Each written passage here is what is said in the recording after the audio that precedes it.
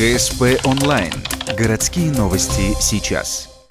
Ухтинские команды юных авиа- и судомоделистов стали лучшими на республиканских соревнованиях юных техников «Заполярье-2019». Ребята приехали из Воркуты с целой горстью медалей и кубков. Первое командное место в авиамоделизме и мультикоптерах завоевали ученики из клуба «Вираж» под руководством Сергея Федотова. Самое большое количество личных медалей завоевал Николай Мясников. Десятиклассник, который уже не первый год увлекается авиа- и автомоделированием, демонстрировал свое мастерство в 11 классах.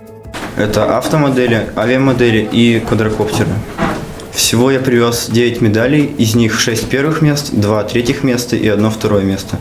Как отмечает юный техник, сложностей в прохождении трассы не было. Единственной проблемой стало то, что соревнования проходили с утра до вечера. Во всем остальном ухтинцу равных не было. Соперников среди участников не нашли и ребята из судомодельного клуба «Брик». Те и вовсе не оставили другим возможности побороться. 12 комплектов медалей с 1 по 3 место отправились в Ухту. Команда подарила лишь 1 второе место другим участникам из-за ошибки на старте. Но этому ни руководитель, ни сами юные судомоделисты не рады. По их мнению, этот факт демонстрирует упадок в их направлении инженерного творчества.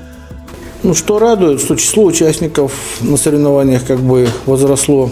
То есть у нас уже в классе было до 15 участников. Вот это радует. Но, честно говоря, соревноваться было практически не с кем. То есть уровень подготовки соперников был в разы ниже, поэтому вот именно такой напряженной борьбы не получилось. Соответственно, как результат, мы практически все медали привезли в Ухту.